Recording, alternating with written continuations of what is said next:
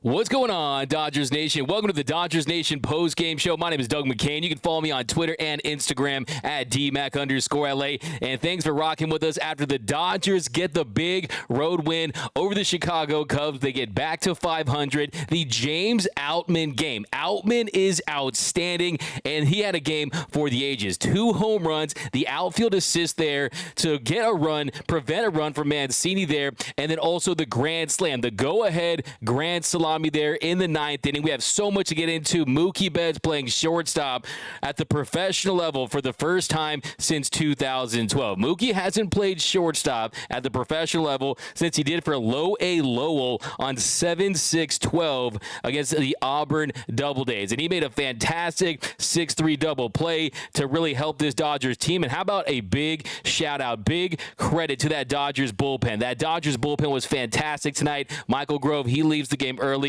due to a groin strain, and that bullpen was outstanding. 6 innings of scoreless ball, no earned runs, 5 Ks. They allowed just 1 hit. How about Brusdar Graterol at the end, making light work, 7 pitches for the bazooka. It was a great game. To me, this was the most complete win of the year for the Dodgers. A road game, a gritty win. You're out some guys, you lose your pitcher and Michael Grove, your starter. The bullpen has to step up. They definitely live by the long ball tonight. Of course, you got another home run by Max Muncy, but James Outman, he accounts for 5 of the Dodgers' 6 runs tonight. Like I said, that outfield assist, the 4th for him for the year in the 5th inning that kept Mancini from scoring. That was such a massive play, and I'm telling you, James Outman, he is that man. You can't get him out, man, and we're going to talk about him tonight because he was fantastic, but also Miguel Vargas, thought he had a better night. Talk about Mookie, talk about David Peralta, talk about this bullpen. Justin Brule, I think he deserves some mention too. But first and foremost, let me know where you're rocking with us. Give me those cities down below. Where are you representing Dodgers Nation? And if this is your first time to the show, be sure to hit that subscribe button, hit that notification bell, smash that like button because, like I said, this is your show. I'm just hosting. And as always, I'm looking for that Dodgers Nation comment of the night presented by Ornitos. And if I see that, you're going to see one of these. You win. And if I also see a fire take, any hot takes, you're going to see one of these. Fire take. I'm looking for that Dodger Dog of the Night. I think this is going to be an easy one, but remember, the Dodger Dog of the Night isn't always the player of the game. It's the Dodger that shows the most dog. You're going to see one of these. Dodger Dog of the game. If you say anything out of pocket, I usually will laugh, and I'll give you one of these. Bruh. But let's get right into that comment section because we have so much to break down. The Dodgers, they get a much-needed road win. How about the base stealing today? We saw the Dodgers active on the base pass. I thought this team, they went out there and they got a big road character-building, galvanizing win out there on the shoulders of James Outman. Outman is outstanding. Like I said, he was fantastic. That go-ahead grand slam in the top of the 9th. And how about that 10-pitch at-bat from Jason Hayward to continue to extend that inning? And we have just so much to get into, but the Dodgers, they are back at 500 at 10-10. But let's get to those comments. Thanks for rocking with us, guys. Goat Yachty, I think it's safe to say Outman got that dog in him. So you want him? You want Outman as your dog tonight? There you go. Luke Williams contributed. Yeah, there you go. Yeah, Luke Williams. I mean, it's nice to see him get some opportunities, make the most of it, and he does get a base hit today. He goes 1 for 2, did have a strikeout, but yeah, it's nice to see him get his first hit, his first hit as a Dodger, so that definitely is promising. And look, the Dodgers, we're going to talk about, we're going to have this discussion, we're going to reopen it because we've been talking about it for the last couple of days now. Mookie Betts at the shortstop position, what that does for this team. You got a little bit of a logjam. You do have a little surplus of depth in the outfield, if you want to call it that.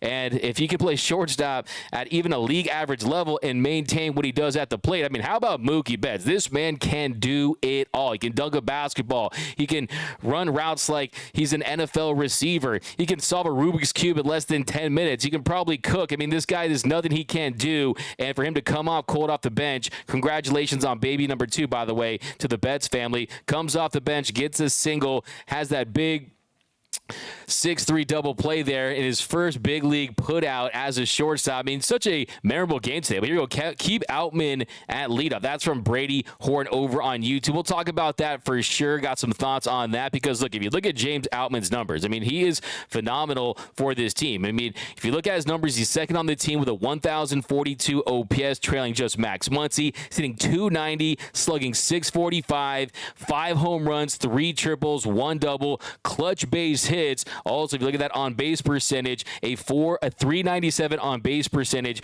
for James Outman. That's 5 points higher than Mookie Betts. So, hey, in the words of Charles Barkley, we're going to start a dialogue on James Outman hitting leadoff. And if you guys have watched this show for quite some time, I have been an advocate of moving Mookie down in the order. I've been the loudest voice on that, just screaming from the mountaintops, and that's because Mookie, his speed has gone down a little bit. Also, as a run producer, you're seeing what he's capable of. But yeah, let's jump back into that comment section, guys. Here we go. We got that's why we let Belly go, Dougie. Outman is the real deal, bro. That's from David over on YouTube. Look, you got to give Cody Bellinger some credit too. He hit that leadoff home run. And by the way, why are Dodgers pitchers just giving cookies to Cody, giving him 4-seam fastballs right in his nitro zone, belt high, middle, center cut? I mean, that's where he likes them, and those are pitches that he can catch up with. But how about Cody Bellinger, Mr. Belly, on 420, celebrating with a 420-foot blast to center? I mean, you could have scripted that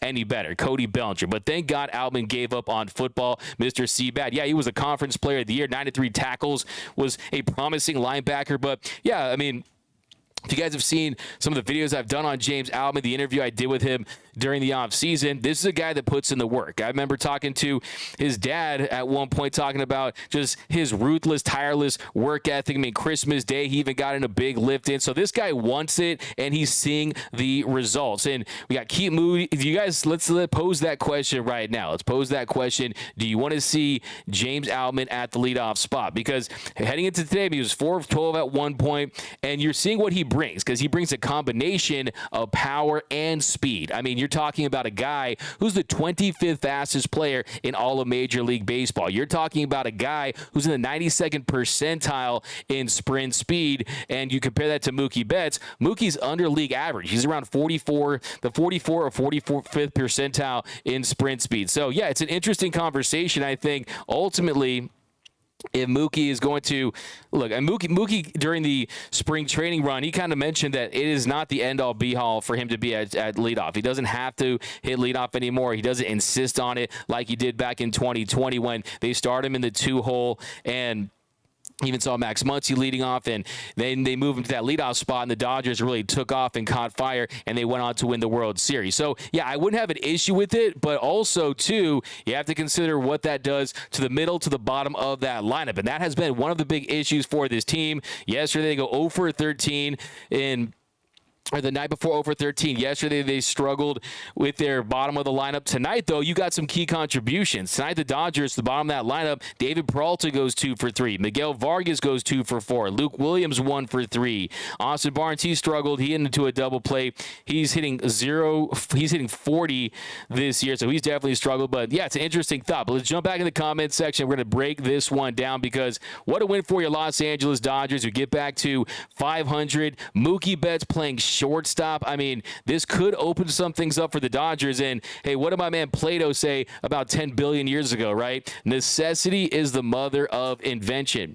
And the reality is, this Dodgers team, they have been decimated by injuries up the middle. Gavin Lux, they lose him on a season-ending knee injury. Tears ACL. He had damage to his LCL. And then Miguel Rojas, he's been banged up to start this year. He's dealt with hamstring injuries. He's dealt with groin injuries. Chris Taylor, he's supposed to be the Chris Army knight, play a little outfield, play a little infield. He's dealing with that oblique injury. So, yeah, there's really not that many names on the trade market right now that are realistic options at this point in the season. And if Mookie Betts goes to Dave Roberts and says, hey, I'm confident I can play this position and also be the contributor that I am, be one of the heads of the spear on offense, I think it's something that they should strongly consider, because this offense, they have been really depleted. I mean, they've struggled all season long. I mean, look at this Cubs team before that grand slam. You're talking about the possibility of scoring 2 runs per game against this Cubs team on the season. So, look, I'm a big believer in the old adage of you put your best 8, you put your best 9 guys on the field.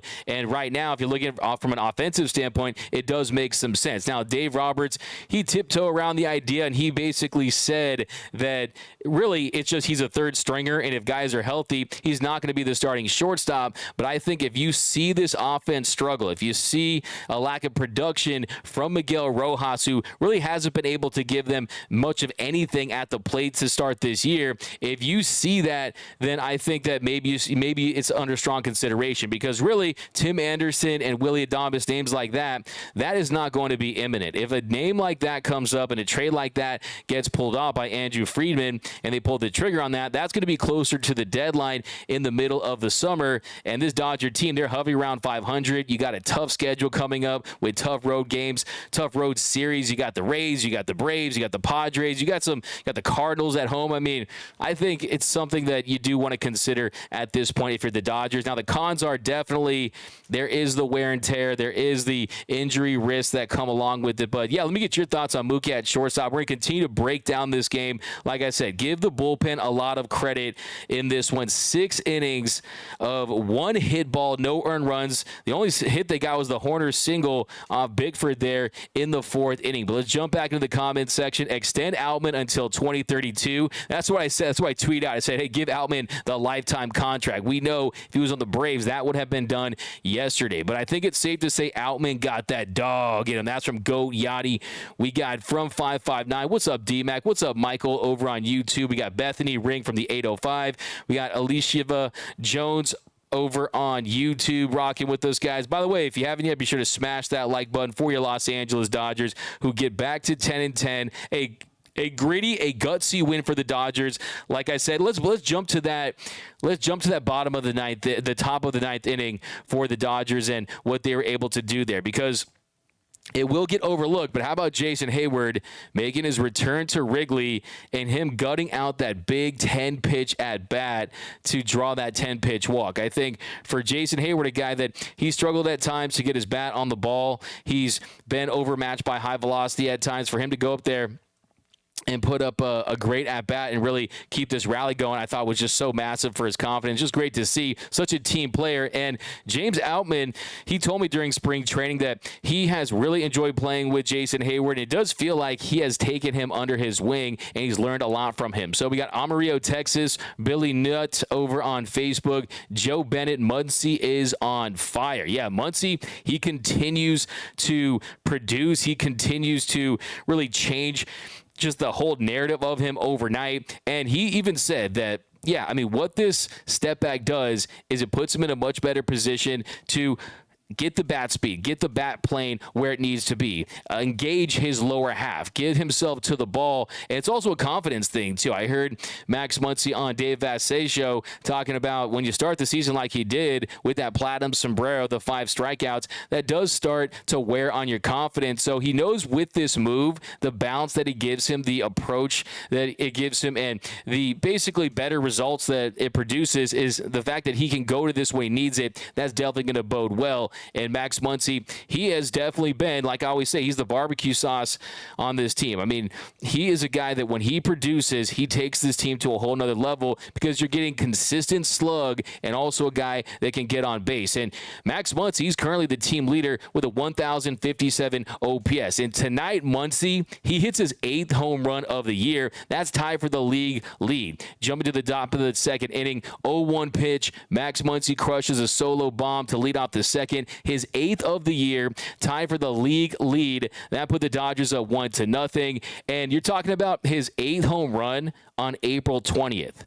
Last season, Max Muncy didn't hit his 8th home run until July 5th, okay? So this is a guy that's having a much better year. He's not dealing with that UCL. He's fully healthy once again, and you're seeing a guy who is one of the hardest workers in all of Major League Baseball get back to the slugger he was back in 2021. And yeah, to get back to your point, he is absolutely scorching hot right now. His last 7 games, the Funky Muncy, 6 for 19 with with a 1325 OPS, 3 home runs, 3 RBIs, 6 strikeouts, 9 walks. So 9 walks in that stretch. Really one of the hottest hitters in the game right now. He's slugging .789. So that puts the Dodgers up early with a 1-0 lead. After that, Trayce Thompson. We always got to talk about the good, the bad, and the ugly. Trayce Thompson tonight, he goes 0 for 4 with 2 strikeouts, and he's a guy that just continues to struggle of late. I mean, since that 3 home run game, his numbers just don't look the same. So,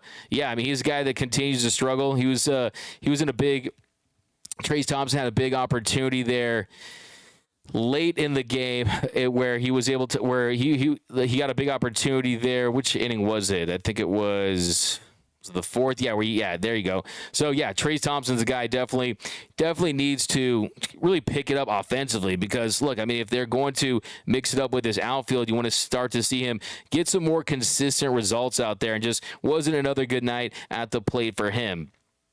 I mean, you look at, flies out to center in the 3rd inning. Later in the game, he had a big opportunity. I'm trying to find the inning. So the top of the 8th inning, he was in a big spot there. Outman flied to left for the first out. Freeman drew a 1-out walk on 5 pitches. Martinez took that automatic strike, then struck out on 3 pitches for the 2nd out. And then Freeman, he steals 2nd and was safe at 3rd on a throwing error by Barnhart. So nice to see this Dodger team be aggressive on the base pass. And then Muncy, he's intentionally walked. They want nothing to do with Max Muncy, and then he steals 2nd. And the Dodgers had runners on 2nd and 3rd with 2 outs, and Trayce Thompson at the plate. He falls behind the count 0-2, takes a ball, then fouls off a few pitches, slider down the way, heater up and in, and then on the 6th pitch of the at-bat, he flies to left to end the threat. So a little on the end of the bat. So that was definitely an opportunity there for Trayce Thompson. He wasn't able to capitalize, and yeah, that swing's looking long. You're not seeing a lot of barrels. You're seeing the swing and miss right now. But yeah, what are you guys' thoughts on Trayce Thompson? But we have to talk about the rest of the game too. We'll talk about Michael Grove, because he didn't look great in this one too. But let's jump back into that comment section and get your thoughts on tonight's game. Give me those fire takes, guys. Mookie might be a good number 3 hitter. That's from Swelling Sausage. Yeah, you're talking about a guy who had a career low on base percentage last year, still above average, around 340, but the slug was way up, 35 home runs. Early on this season, you haven't seen Mookie as aggressive on first pitches like we saw last season, and I think you'll start to see him change his approach a little bit and try to go deep on first pitches like he was towards the back half of last year. So, yeah, I mean, Mookie talked about that last season, how Freddie Freeman basically went up to him and said, yeah, you'd be a little more aggressive on that first pitch, and it paid dividends, and he hits a career high with 35 home runs. So I expect Mookie to be a little more aggressive at the plate, and you'll start to see the slug pick up for Mookie Betts. But big night for Vargas and Peralta, too. 2-hit nights for both. That is from Brady Horton. Yeah, like I said, I saw the internet. I saw everyone doing what they always do. Anytime someone's slumping, what happens? Who's the next guy up? It's the backup quarterback mentality. You always think the backup quarterback is going to have more success. What I said, if you look at Miguel Vargas's numbers, if you look at his BABIP sitting at 250, if you look at his expected batting average, his expected slug, this is a guy that was due for some positive regression to the mean. It's just a matter of him having more experience against big league spin and just getting his bat on the ball, and I think the results are going to come, and tonight was a good night for Miguel Vargas, who's still trying to get back up to 100%. You're seeing a little hesitation in his swing, the bat speed is not where it was last year, even during spring training at certain times. So, yeah, I think for Miguel Vargas, I think it was a big confidence builder for him. I mean, just look at the top of the 9th inning. Peralta, like you mentioned, he had 2 hits tonight. He gets that single to right. Early in the game, I thought it was kind of a little bit of a reckless play by David Peralta at the top of the 4th when he gets thrown out at second, trying to stretch that single into a double. That ball went off the glove of Horner at second. I think that was a little reckless, but he more than makes up for it there in that top of the 9th inning with that leadoff single. And then you get Miguel Vargas. He hits a single to right. Back-to-back singles for the Dodgers to really set the tone and get things going. And I like the aggressiveness there from Miguel Vargas. It was a cutter on the outer half, left a little in, and he just went out there, put his bat on it, and he got a base hit out of it. So definitely a positive sign for Miguel Vargas. Then after that, Betts, he flies to center Peralta, he advances to third. And how about that 10-pitch at-bat for Jason Hayward? That had to have felt good for a guy that got released by this Cubs team. The Cubs, thank you very much, are paying him almost $22 million to be on the Dodgers this season. They're footing the bill while he mentors the great James Outman in L.A., and he put together a fantastic at-bat. I mean, he falls behind the count 1-2, fouls off a changeup, takes the changeup away for ball 2, and then a cutter inside for ball 3, fouls off a changeup middle, and then he takes a sinker inside for ball 4. So a great at-bat there for Jason Hayward, a patient approach, worked his way back from that 1-2 count, and that loads the bases with 1 out for James Outman, and then a 3-2 pitch. He crushes the grand slam for his second home run of the night, 5th of the year, and that puts the Dodgers up 6-2. James, you can't get him out, man. But let's jump back in the comments section, and we're going to continue to break this one down. Give me your Dodger dog of the night. Any fire takes you have, any hot takes you have about your Dodgers, that is what I'm looking for. You're going to see what it is. Hi there from Cedar City, Utah. That's from Cold Dude 21. Nick Leyva, Outman fitted for Rookie of the Year, bling now. That's from Nick Leyva. Yeah, look, like you guys know, I'm not the biggest victory lap guy, but even before Gavin Lux was injured, and that kind of opened things up, it opened up an opportunity for James Outman. I looked at this camera, Blue Heaven, whatever show I was on, some dugouts, and I said, I still believe when you look at the potential, when you consider the fact that he has raked at every single level, that he deserved the opportunity to be the Dodgers starting center fielder. That was over Trace Thompson. That was over Jason Hayward. That was over Chris Taylor.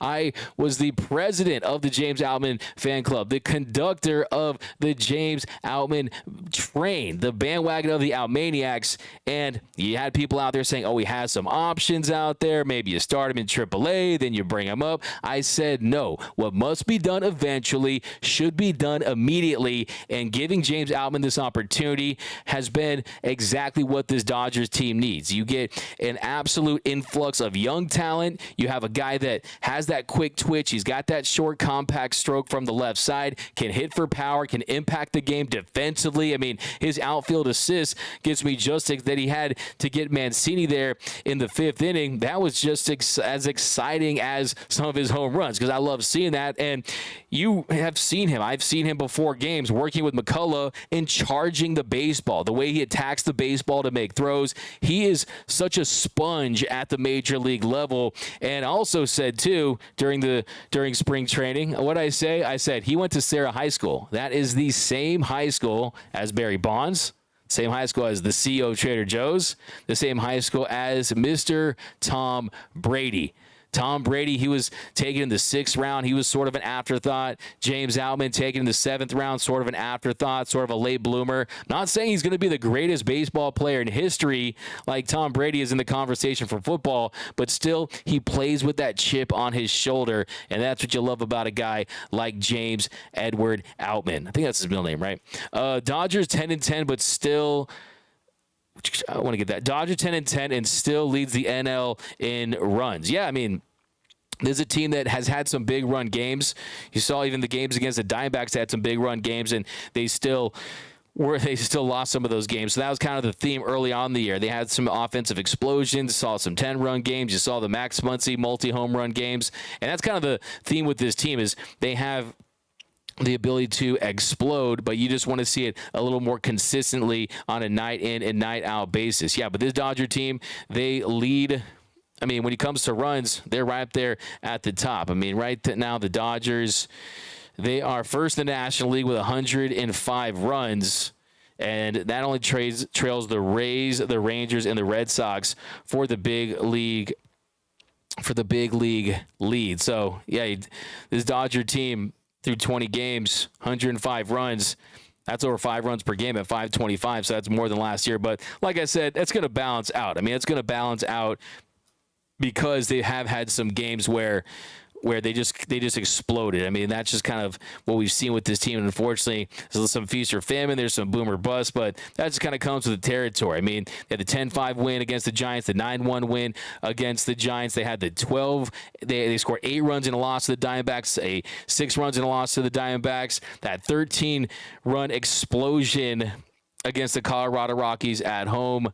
You guys remember that game where the Dodgers just went crazy. Jason Hayward, he had the bomb that night. So, yeah, the Dodgers have had some big run games, and I expect that to hopefully balance out to where you're seeing a little more consistency each and every day. Because right now they're still looking up at the Arizona Diamondbacks at 11-8. The D-backs 11-8 at the moment. So the Dodgers at 10-10, a game and a half behind the Arizona Diamondbacks. But yeah, Tatis made his way back today too. Didn't really get a chance to check how he did, but we know the Padres, they're gonna at some point make their run. But let's jump back into this comment section, guys. I know you guys are juiced. I know you guys are excited. This delicious road win by your Dodgers. Austin Barnes is good. Definitely a good framer. That's from Mike Saldana. Yeah, Austin Barnes, no question about it. One of the best pitch framers in the game. Really an expert when it comes to trying to get that strike zone at the bottom of the zone. But, yeah, he has definitely got off to a slow start this year. Austin Barnes, so far in the season, he is still 1 for 14 on the year. So, not 1 for 14, I mean, last 7 days. Last 7 days, he's 1 for 14. So, yeah, on the season, Austin Barnes is 1 for 25. He's exactly 1 hit, a 40 OPS batting average. So, yeah, that is definitely something that he's going to want to improve upon. But at the reality of the situation with Austin Barnes is they're not expecting him to be some offensive powerhouse. But Will Smith, get well and be back. That's from Joseph Nunez over on Facebook. We got Justin 2000, hot take, trade for Ohtani. That's a hot take. Fire take. If you guys saw this, but Jeff Passan, he was on the show Get Up, and he said that if the Angels are out of contention, that he believes they will trade Ohtani. The Angels, they're in a tough division, the AL West. We know that they're hovering right around 500. We also know they have one of the, let's just, for lack of a better word, say, they have one of the most inept ownership groups in sports, and I could see the pride of Artie Moreno not wanting to trade Shohei Ohtani, especially to the real Los Angeles team, and have Showtime back in L.A. in the Los Angeles Dodgers. But also, John Heyman, he said that the Angels are unlikely to trade him, but they also believe that they have to win for him to stay and for them to have a realistic shot of re-signing him. So we'll see. I mean, I would, for a player like Shohei Ohtani, if it comes with a handshake agreement to extend Ohtani, I think absolutely you could part ways with some of the top prospects in this organization, because this is a once-in-a-sport type player. So I've said it before, and I'll say that again. But let's jump back in the comments. We'll focus on this game. And here we go. Can we trade for Oswald Peraza, please? That's from Michael Carrillo. I mean, I think that, do you really want to take on that project, especially when you have Gavin Lux coming back next season? Doesn't make too much sense, but we got Mike Saldana, Mad Bum on the Dodgers would be crazy, LOL. Would you guys want to see Madison Bumgarner? Of course, like I said, we're going to break down this game, but this is your show. I'm just hosting it, and whatever questions you guys have or want to ask, I'm definitely willing to respond to them. And when it comes to Madison Bumgarner, I mean, trade him for, I mean, I think he's worth very little at this point. I mean, you'd get him at a league minimum contract. They're still on the hook. They still owe him about $10 million in deferred money, basically $34 million on top of that. So they're a team that the Madison Bumgarner, I could see the Mets almost signing him with the Verlander injury. Carrasco hasn't pitched. You got Justin Verlander, who hasn't pitched. I mean, the Scherzer suspension, I think maybe there's a chance for that. But the thing about Madison Bumgarner is you're not seeing Madison Bumgarner of 2014, the golden pitch Madison Bumgarner that just carried that Giants team to World Series wins. He is not there. The chase is down. The spin is down. He has an 11.1 strikeout rate, a 16.7 walk rate. I mean, his ERA at 10.26, his fastball velocity is averaging 89.6 miles per hour. So for me, it's a hard pass on Madison Bumgarner on the fact that, yes, the Dodgers, they can max guys out. They can find a way to optimize guys They'll send them to Dr. Mark Pryor's pitching lab. They'll run the tests. He'll be there with his clipboard and his white coat, and they'll be running tests and finding different ways to attack hitters and probably throw that sweeping slider onto them. But what they can't do is you rarely see them just resurrect a career of a guy that was past his prime. Usually they'll revitalize guys' career or they'll discover guys. Like Evan Phillips is a discovery. Yancy Almonte last year, no one thought was going to be Yancy Almonte. Alex Vesia, I mean, Brusdar Graterol fell into their lap in the Mookie Betts trade, and they turned him into a dude. But Tyler Anderson was a guy that it's not like he had some big-time run as a starting pitcher. He was a solid guy, and they took him to the next level. So you rarely see them take guys like Madison Bumgarner, who were peak performers, and have them have success. I mean, just look at the Cole Hamels experiment. Nothing happened there, and they weren't able to even get him on the mound. So, look, I think, if we're being completely honest, I think this organization is as good as it gets, and they're right at the top of when it comes to scouting guys and identifying pitchers. And a lot of times they're pitchers that have high spin rate. They have a quality about them that they know that they can work with. Either be high spin rate, they throw a nasty slider, you have high velocity with spin rate, and they know that they can work with that. They can take that mold and turn it into something. But when there's just nothing there, and I think Madison Bumgarner, he's all the way washed. And at that point, I'd rather just have one of the young guys come up and go with a Gavin Stone, go with some of these other guys and put them on this team. Because look, I have a jersey swap of Madison Bumgarner that I'm going to use for a video, and it's kind of nightmare fuel. The thought of him in Dodger blue, I'm not so sure about that. I mean, it's like Barry Bonds on the Dodgers. That's like the Joker joined the Justice League. It's just not going to happen. You can't get the Outman from Raider Hank. That's a fire take.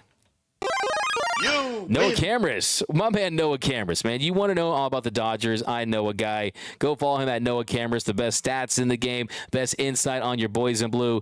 One of the talented writers here at Dodgers Nation. Ray Brios, Dodgers by far the best team in the division.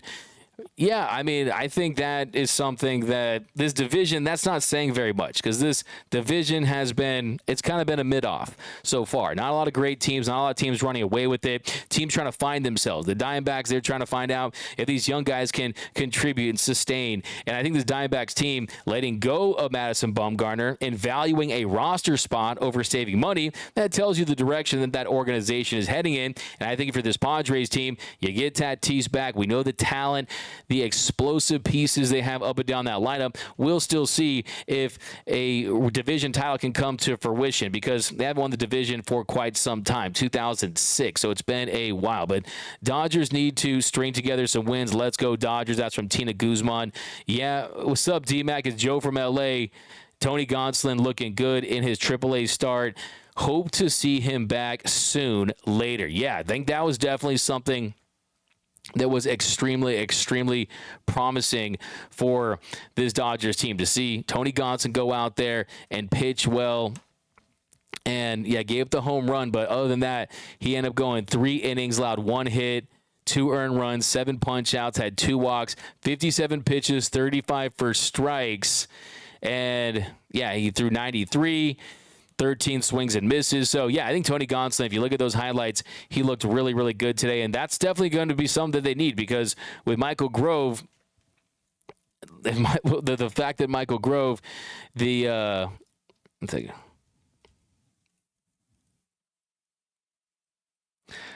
Michael Grove has to miss some time. I mean, we know that there's really no hope in sight when it comes to Ryan Pepio. He's going to miss significant time, and he's doing with that oblique. He hasn't picked up a baseball yet, so we'll see about that. And then we got here we go. Geez, the Bay Area has all the Cali all-time greats. That's from Ray Barrios. Yeah. I remember I asked when I asked James Albin, I said, who is the most famous person in your contacts? I was expecting some of those famous guys. I was expecting him to say Tom Brady or Barry Bonds, but he ends up saying that just name one of the Dodgers. So that's going to change, because I'm telling you, James Albin looks like he'd be a movie star. Tatis hitless tonight. That's from BC over on YouTube. Bullpen looked great. We got Bring Up Bush. That's from Ellie Shiva Jones. I mean, look, the thing about Michael Bush, he has been raking. There is no doubt about that. He's a guy that for 29 other teams in this league, he would have already made his start a long time ago. But the reality is he's on this Dodgers team, and they just don't have a role for him. And they're going with the player in Miguel Vargas that's younger. They have more invested in, and they, just to be frank, they believe in him more long term than they do a Michael Busch. So, I mean, that's just the reality. But I think I would love to see Michael Busch. He deserves an opportunity. There's no question about it. He deserves an opportunity because he's trapped down there. He is trapped down there, and he has nothing else to prove. If you look at his numbers, I mean, it's insane. It's insane. A 146 WRC plus. He's got on base percentage of 476. He's hitting 346. So he's a guy that has definitely looked the part down there, and he's been raking as of late. You're seeing the walk rate sky high. He's a guy that, you'll see him work counts. Taking 3-4 pitches before he really gets going, and that's what I love about him is he's a mature hitter. He's a guy that whenever he gets his opportunity, I expect him to make the most out of it. But the right decision right now for this Dodgers team is just still go with Miguel Vargas. Miguel Vargas, he is the future. He's also the present, but he's a guy that you need to live through these growing pains. Like, if there was a situation where Miguel Vargas said, I'm not healthy, then I say, yeah, sure. Then you go ahead and do it. But Vargas, he's out there. He's posting defensively. He's growing before our eyes. And tonight, he played a pivotal role in this game. You saw he had a double earlier in the game. You saw he had the second hit of the ninth inning that led to James Outman's walk. James Outman's grand slam that really blew things wide open. He has been definitely trending in the right direction. Just look at the key wins this year. The two biggest wins, the two memorable wins for the Dodgers this season are tonight and their first walk-off win. What happened that first walk-off win? Well, you got a hit from James Outman, and then you also got a double from Miguel Vargas. And Miguel Vargas also was able to score from second on that Peralta single. So, yeah, I definitely feel confident. I'm not going to sell my Miguel Vargas stock. I believe in him like Mr. Miyagi believes in Danny LaRusso. But here we go. We got Landon Knack of Nick Nastrini, call up Michael Creel. Look, I'm actually doing a video tomorrow with Mr. Casey Porter, I believe. We're going to talk to him. So, look, right now, you got to figure. I haven't got the latest on Michael Grove. He still was able to pitch. We'll talk about his outing tonight. Why don't we do that next? Because Grove, he ends up going 3 innings, allowed 2 earned runs, had 2 walks. He allowed the home run to Cody Bellinger through 67 pitches, 45 for strikes. Also had the hit by a pitch. Just 2 swinging strikes tonight on 67 pitches for Michael Grove. In his last start against the Cubs, you saw he had that slider working for him. He had that tight break to it. It's good against righties. He had changed the shape of it in the offseason, but he didn't have that same success, and he ends up injuring that knee there. That groin on that.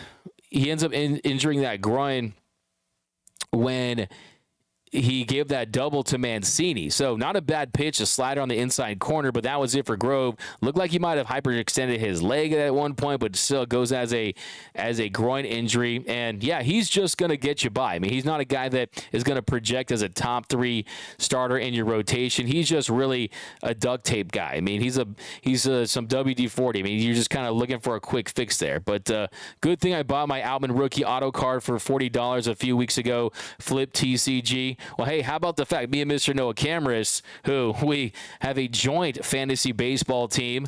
By the way, for my fantasy baseball team this year, I wanted to get Noah Syndergaard so I could go as Cinder Guardians of the Galaxy, or I wanted Ronald Acuna so I could do Acuna Matata. I didn't get any of those players, but anyways, well, I think we are the Big Dumpers. That's our name. We took James Outman in the last round, so that is going to be great. James Outman at leadoff. I love that. It's from David Sabatini. Gratterall has been on his A game. That's from Rocio Huerta. Yeah, he has really turned things around, and we've been discussing that at length during this show, is that Brusdar Gratterall, you're seeing him get more confidence out there. You're seeing him get more swing and miss. I look at that at bat to Mancini. He punches him out on 3 pitches, and the third pitch, a strike looking on that slider. So I think when you look at his movement, when you consider the command he has on his 2-seam fastball and that it does induce that soft contact, that even if he doesn't get the swing and miss, you can can see him getting sliders called for strike 3. So that was definitely promising. And then Horner, I mean, you talk about a sinker on the inner half, they have no chance. I mean, it was a great at bat, and then he gets Barnhart looking on the slider on the inner half, and then Mancini he gets with a swinging slider to chase low and away. So yeah, I mean that was just a great appearance there by Brusdar Graterol, and yeah, he continues to impress. He continues to impress. A scoreless appearance on 7 pitches, and yeah, he is. I mean, last 4 games for Brusdar, 4 1/3 innings, no earned runs, 8 punch outs, no walks on 1 hit. So, yeah, he's absolutely figured some things out. And the key for him is just having that secondary pitch, having that slider, having that cutter, having a pitch that goes that direction and that keeps hitters off balance. And when he does that and is working multiple, I want to see him kind of bring that 4-seam fastball up in the zone and continue to work the eye levels. And I think Brusdar is a guy that, yeah, he's gaining confidence. He's absolutely trending in the right direction. Praying for Will Smith. That's from Iris K. We got Roger Kennard. What up, Roger? Always rocking with us. You're going to get one of these. Comment of the day. By the way, I'm still looking for that comment of the day. Let's go. I'm going to take a deep dive for this comment of the day. Then we're going to talk about some of these other bullpen pieces, what they did tonight, Mookie Betts. We're going to talk about this offense. But here we go. Roger Kennard. This team needs Hall of Famer Zach Wheat in left field. Yes, he played for the Brooklyn Dodgers from 1909 to 1926. Let's go Dodgers. 2023, Roger the Los Angeles Dodger. Yeah, I mean, what more can you say about that? I mean, what more can you say about Zach Wheat? I mean, Zach Wheat is a Dodgers legend. Some Dodger fans might not know him, but yeah, he's right up there at the top with a lot of records for this team. So yeah, I mean, he's 6 all time with around 60 WAR, I believe. So yeah, Zach Wheat, man. We got the 209. What you thinking about Outman being our leadoff hitter? Jose Marquez. Yeah, we kind of talked about it. I mean, whatever the reality with this franchise is, whatever Mookie wants, he gets. If Mookie still wants to bat leadoff, he's going to bat leadoff. If he sees it as an opportunity to help this team, then maybe he agrees to move down. But you have to remember too, Will Smith, we don't know when we're going to get Will Smith back. So maybe you have him batting leadoff James Outman until Will Smith gets back, and then when Will Smith returns, you put him back in that 3 hole, and then you reassess the situation. You evaluate how guys are performing. But if you do really trust in James, to me, what it comes down to is, do you trust the bottom of that lineup? If you trust the guys 5 through 9 in this order that perform well tonight, if you can count on them to get consistent base hits and play their role, then maybe you consider it. But remember, if you lose James Outman from the bottom of the lineup, you're going to lose him. You're going to use him at the top, but you're going to lose him towards the bottom of the lineup where he was batting. But still, I like the idea. I'm not against the idea. I mean, the strikeout numbers are still the strikeout numbers for James Outman. I mean, of course, he was outstanding tonight. There's no question about that. Really the hero. I mean, he accounts for 5 of the 6 runs the Dodgers scored tonight. But let's also remember, he had that outfield assist, and that was his 4th one of the season there. And, yeah, I mean, he was just fantastic. So, yeah, I mean, he accounts for 5 and he takes away a run. So, yeah, you really feel great about James Outman. But on the same token, the strikeout numbers are there. He had 1 strikeout tonight, but he goes 2 for 5, 5 RBIs, 2 home runs. He increased that batting average to 290. His on base is at 397. So, yeah, I think it's an interesting idea in the fact that we're even having this conversation, and we are on April 20th. By the way, his home run went 420 feet too. So it was a situation where it was anything you can do, I can do better with James Outman. So yeah, I think the fact that we're having this conversation, it shows you how much success he's had early on, not only offensively, but defensively as well. And heading into this game, the strikeout numbers still not terrible. I mean, not terrible, but I mean, they're starting to creep up a little bit. I mean, you're starting to see a strikeout rate of around 30%. You want to lower that number, especially for a leadoff hitter. So you want to cut down on that number. But hey, look, the reality is you want him in this lineup contributing any way possible. But here we go, back in the comments section. James, that's Outman. This Mad Bum talk is blowing my mind from Iris K. We got Fire Roberts and signed Ted Lasso. There's our comment of the night presented by Ornitos. J Kid 323. By the way, there could be more than one comment of the night, but I'm a big Ted Lasso fan. Roger Kennard, no on signing Bumgarner. Let's go Dodgers 2023. Roger, the Los Angeles Dodger. Jose Marquez, what do you think of Outman? Leadership, I think we already talked about that. Let's go Dodgers from Justin 2000. DKM, DMAC is a dog. Mookie is a dog, and Outman is a dog. Y'all are all dogs of the night. Could I get a comment of the night for that? You get the Dodger dog of the night. Dodger dog of the game. You win. Brown nose will get you everywhere. Eric B. DMAC, you look happy. You look like Happy Gilmore's caddy. Wow. I've never gotten that one yet, but I appreciate it. But yeah, let's get back into this game. We got Mr. Seabad Dodgers having up pitching prospects in the farm system. They don't need Bum. Yeah, that's what I said earlier. We got Mad Bum is definitely washed. That's from the fairy godmother here of the Dodgers Nation post-game show, Diane Schroeder. Dodger Diane Schroeder. What's up, Diane? You get a comment of the night for that. Watched it, loved it. We got how did the Gallo like Gallo Outman? Yeah, I'm not really sure what that said, but you cannot catch Tarzan. You can get him out, man. It's from DKM. BC Outman was good enough last year to get into the lineup over Cody. BC, well, who was saying that last year? I mean, I was saying that. Go back and look at the tapes.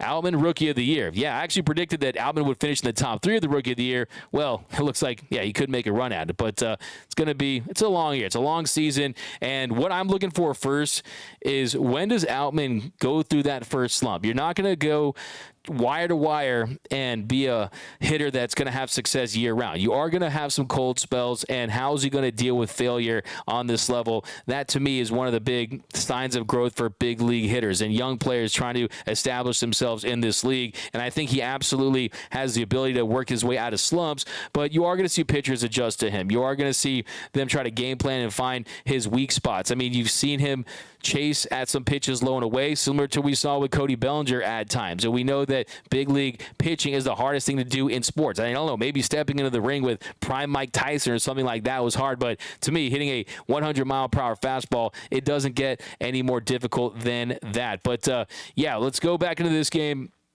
I'm going to talk about, so the other opportunities, we talked about the Outman home run. Let's talk about the top of the third inning. We got to talk about this one. Yeah, actually, let's talk of the second. So, out the top of the second, Muncy hit that solo shot. Then Vargas, he struck out. Then Thompson struck out swinging slider way for the first out. Peralta drew a walk. Then Vargas struck out swinging on a slider way for the second out. Then 3-2 pitch, Luke Williams, he reached on an infield single for the first hit of his Dodgers career. He advanced to third. Williams stole second with runners on second and third, 2 outs, and Barnes at the plate. 3-2 count. He flies to right for the third out. So the Dodgers get 1 run on 2 hits. The Muncy bomb gave the Dodgers an early 1-0 lead. Then top of the third, 1-2 pitch to James Outman. He homers to right center, 420 feet on 420. James hit that one out. Man, what an at-bat, too. A great at-bat, too. This will get overlooked because of the heroics in the 9th inning, but he fouled off a cutter inside, looked at a cutter, center cut for strike 2, then takes a fastball up for ball 1, fouls off a cutter inside, and then on the 5th pitch of the at-bat, he crushes a cutter that was a little up for a home run. So that puts the Dodgers up 2-1, and then after that, Freeman flies to left for the first out, Martinez grounds to second for the second out, Muncy draws a walk, and then Thompson flies to left for 3 out. So yeah, if we're gonna kind of, I always say, when you want to spot the pimple on a model, tonight's spot the pimple on a model take is really Trayce Thompson, his inability to come through in big situations. Nando 390 says, "Fire my wife." That's fire. Dodgers get another leadoff home run though, and then top of the 4th inning, Peralta, we talked about this, he got thrown out at second trying to stretch that double, but this is another thing, too. That inning, they had an opportunity because Peralta, a little aggressive, a little greedy on that play. He tries to get to second. They throw him out. I mean, the ball kind of went off Horner's glove there and goes into the outfield. But that slide looking like a dangerous slide. And with the injury bug sinking its teeth into this team, you didn't want to see that. But after that, Vargas, he hits a 1-out double to center. First pitch, 4-seam fastball, middle. So I want to see Miguel Vargas, who has proven that he can get on base. He's proven that he can draw walks. I like him as an aggressive hitter. I like him attacking the first pitch. And I think that is an adjustment that you're seeing out there, him being more aggressive earlier in at-bats. We got We got Ellis Shiva Jones, Bush greater than signed Vargas. Yeah, we don't always have to agree. And look, who knows? The reality with Michael Bush is we don't know. He could come up and rake. He could come up and be an elite hitter. We don't know. He could come up and be Ted Williams for all we know, the all-time leader in on-base percentage. But still, he's unproven at the moment. I think, too, you just kind of look long-term. And look, with this Dodgers organization, they pick their guys, and they have decided that Vargas is going to be that guy. But here we go. We got Bush is better than Vargas. We got Vargas, shortstop, Bush at third from Pizza McGee. So you guys got some different iterations. We got let's put Jerry Hairston Jr. in left field. That's from Brady Horton. That's a comment of the night. That's my man. That's my man, Jerry Hairston Jr., man. I like Jay Hair. I like his basketball takes, too. He's a big Jordan guy. I'm a big Jordan guy myself. So, yeah, Jay Hair.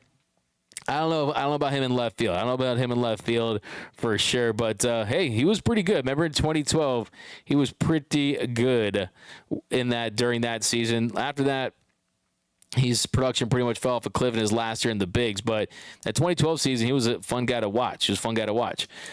We got, I think Bush will be a spark for this team. That's from DJ Jesse. Look, the way things are going this year with injuries, I wouldn't be surprised if you see a lot of these guys get opportunities. But Vargas should be in AAA. Bring Bush up.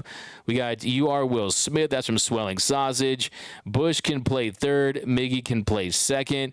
Look, I mean, you're in a situation there, though, where Max Muncy is honestly playing like an MVP candidate at this point. JD Martinez, he just had a 2-home-run game. He's a guy that has looked a lot better at the plate of late, and we know JD Martinez on a 1-year, $10 million deal. He is going to get the lion's share of the reps at the DH spot, so that's not going to change. But yeah, that fourth inning, Vargas gets the double. Williams strikes out, swing on a slider way. Barnes flies to center. So yeah, didn't capitalize there.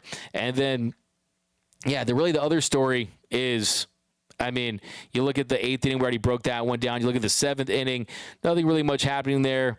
The Dodgers had really gone through a major cold spell, and they didn't record a hit since James Outman leadoff home run. Mookie Betts, he comes off the bench, or since that double from Miguel Vargas there in the 4th. That was a really cold stretch for this Dodgers team. Mookie comes off the bench. He's able to get that single, and then really nothing much after that. 2-1 count.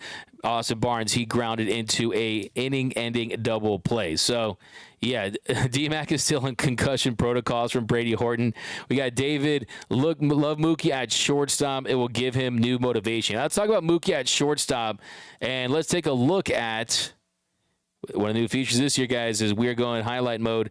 Let's take a look at Mookie at shortstop, and then we will head out of here. But check out Mookie playing shortstop, and it had a big impact on the game. You know how baseball has a weird way of finding you. It has a weird way of finding you, and that was no different in this one. Mookie, of course, he comes in there for Luke Williams, and yeah, he makes a big play. He makes a big play on the double play there, and it really did change the game. It gave this offense some momentum, and it really was. I mean, the first time he comes in, Yancy Almonte was on the mound, and it was a 1-2-3 inning for Almonte. Gets Happ to fly to left, Swanson fly to right, then Horner grounded to third, and that was that. And then if you look at the bottom of the 8th inning, this was where Yancy, he starts it, and he walks Suzuki. So, yeah, he's improving, but still that at bat for Suzuki. He draws a 4-pitch walk. He's just not locating that sweeper right now. That really is the challenge for Yancy Almonte. And Caleb Ferguson, he comes in, and then he hits Belly. Poor Belly gets hit twice in tonight's game. And that puts runners on first and second. And then Wisdom, he grounded into that double play. And it was just fantastic. A 6-3 double play there. Mookie with a little jump, a little mini Jeter-esque jump there. Gets to the ball, fields it cleanly, makes the throw. And then following that, Ferguson gets Madrigal to line out to end the inning. So that play was big. That play was massive, because you look at the part of the game, it's a 2-2 tie at that point. I mean, if they get a big inning late, it's tough to come back on those. So gave this Dodgers offense momentum, and that took them right to the top of the ninth where James Outman gets the grand salami. So big play by Mookie Betts. I think that, like I said earlier in the show, it's something that's an intriguing possibility because not a lot of shortstop options out there. That's number one. This team has dealt with injuries. Can you rely on a Miguel Rojas who, at the very best, you're talking about a sub 100 weighted runs created plus he's not going to be a league average bat. I'm just telling you that's not in the cards for him. Yanni Hernandez, they bring him up already banged up. Luke Williams, it's not going to be a consistent big league shortstop, even though he raked at the minor league level. Yeah, I mean, look, you're talking about Luke Williams, a guy that was on fire, and he's had minimal opportunities at this stage, but still, he had 1151 OPS to expect him to come in and rake. So, look, hitting at the minor league level versus hitting in the show is very different. You can't expect guys to replicate the success down there immediately. But I think one name, too, we have to mention before we head out of here. I think Phil Bickford did a really, really nice job today. I mean, he comes in unexpectedly early, and he comes in bottom of the fourth, and he strikes out Barnhart on 3 pitches, slider away for the first out, and then 2-2 pitch with runners on second and third. Horner singled to right. Hosmer scored. Mancini was on his way home, but he was gunned down by James Outman. Singled to right from Horner, ends up at second with the throw. So fastball up in the zone, and Outman, like I said, makes a great throw there in the fourth, the outfield assist, and then Bickford walks Swanson on 5 pitches, and then with runners on first and second with 2 outs, he gets him to ground to second to end the inning. So Cubs get a run. They leave 2. It was 2-2, so he did a nice job. He wasn't ready. It wasn't the perfect inning, but I'd grade him a B+ on the night because he comes out bottom of the 5th, 1-2-3 inning, gets Suzuki to ground to third, Belly flies to left, and Wisdom lines to third. And then I think one of the big stories tonight, bottom of the 6th, Justin Brill was filthy. Justin Brill could be that left-hander this year that the Dodgers need. With Alex Vesia not looking like the Vesia of last year, I still believe in Vesia. I just think he needs a stint down at AAA, and he can come back and really start having the success. But, I mean, Brill, he was filthy. I mean, Madrigal was pinch hitting for Hosmer. He gets him to ground to third for the first out. Then he strikes out Mancini with a nasty slider away for the second out, and he strikes out Barnhart with a slider away. So he was nasty. The slider was working for him. And then bottom of the 7th, the 1-2-3 inning for Yency. So, yeah, this Dodger team, there it is. You got the full breakdown of the game, and we'll go right to the comments to end the show tonight, guys. Give me all your hot takes, anything you want to say to end the show. But, yeah, final thoughts on this one are, to me, this is the win of the year. If you look at the bullpen, the way they stepped up, 1 hit in 6 innings, no earned runs, 5 strikeouts. James Outman, the outfield assist there in the 4th to prevent Mancini from scoring the 2 home runs, including the grand slam. The Jason Hayward 10-pitch at bat. The Mookie Betts double play there in the 8th inning. I think this was a gutsy, gritty win by this Dodgers team. But here's go to the comments, and then we will let you guys enjoy the rest of your Thursday night. New season high, 318 people. All right, BC, what up? You should enable memberships, DMAC. I'll look into that. Nando, 390. Mookie will ask to be the third base coach. That's from Nando. Mr. Seaback, groin injuries are so overrated until you have one, then you're in pain. Yeah, no, for sure. Craig Osberg, Hunter Fiducci on the 40-man roster. Yeah, I mean, he's been really raking too. It's a little early for that, though. We got carnivorous lunar activity, DMAC high on Dodger dogs. He's looking to be here. Hey, man, you're tripping. Don't celebrate. I don't know what you're talking about. Mr. Seabat, D-Max White. Okay, whatever.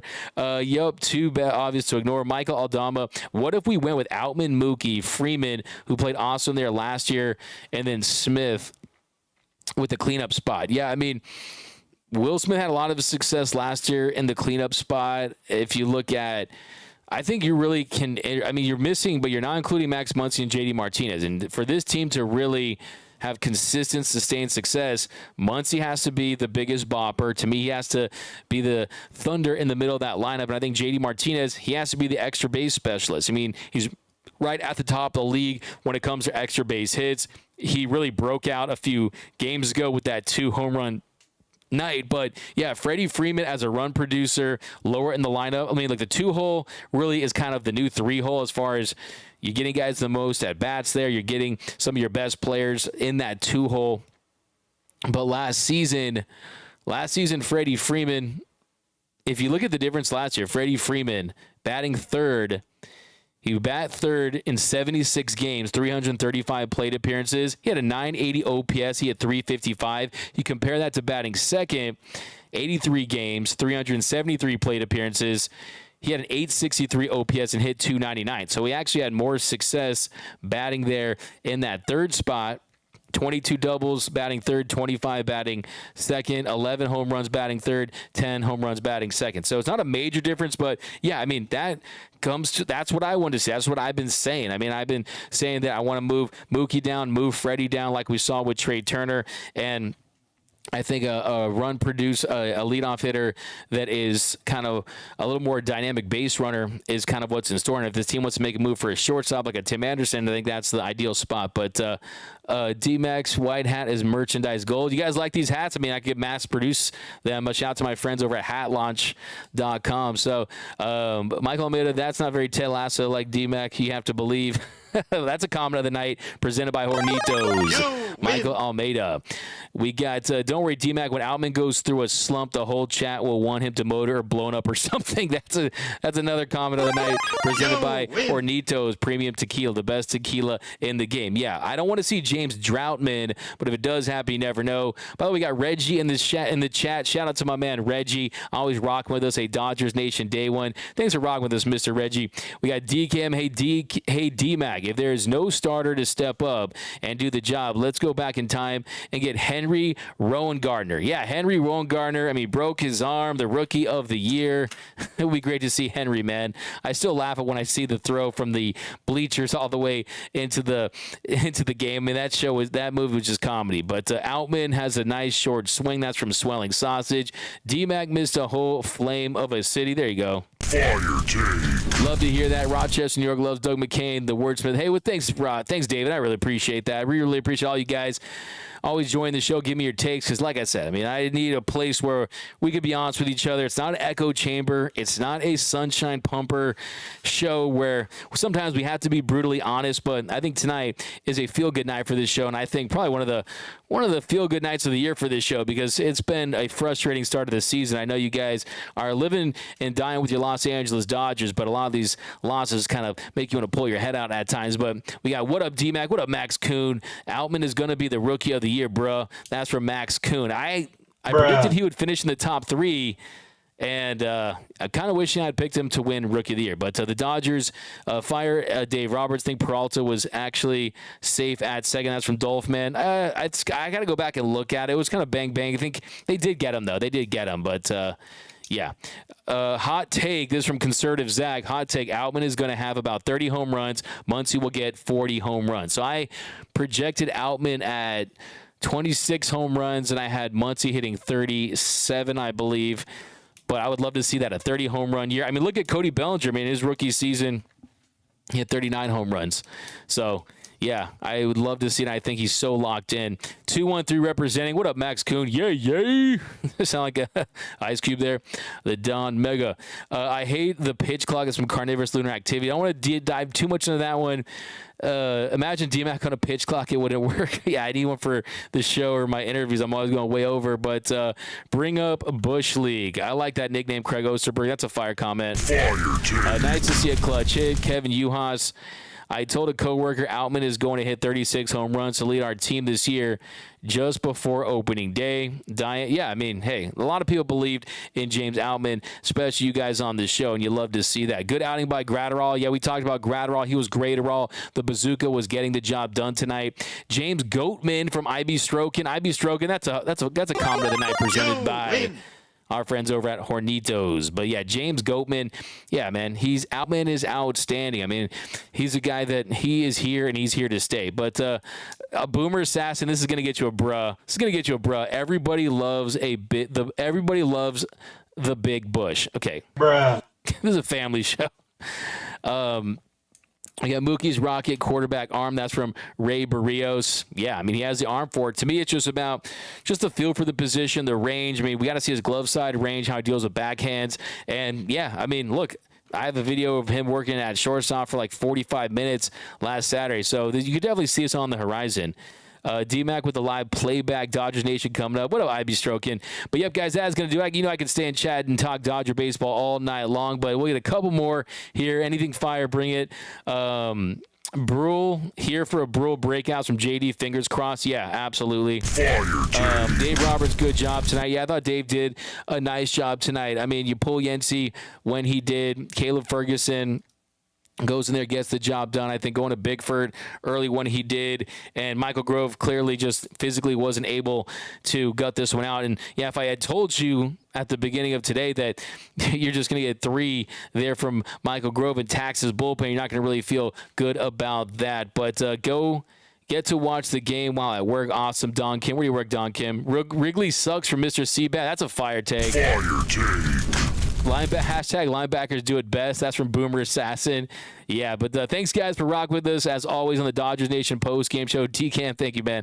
Outman or Vargas for Rookie of the Year is too early, but who's your favorite in the long run? That's from Victor Banos. I mean, look, I think Outman is a guy, if you look at his age, 25 years old. Vargas is a guy who he's 23. I think the floor on Miguel Vargas is a little higher just because the strikeout rate is the only thing that concerns you with James Outman. But I think the peak is higher for James Outman. I think for James Outman, I mean, this guy, I mean, the sky is the limit at this point. And there was a lot of doubters out there. The question was, can he consistently hit big league pitching? Will his power that he possessed when he raked down at the minor league level, would that translate to the big league level? And so far it has. It has his defense translated. So far it has. So, yeah, to me, I think James Outman might have some better peak years, but I think Vargas is probably going to have a longer career and possibly a more consistent career because, look, you see guys with James Outman for a lot of power sometimes later in their career, they struggle to get their bat on the ball, but I'm still a big believer in both of them, to answer your question. What up, Dodger fan? We got $5 from my man Nick Crone 99.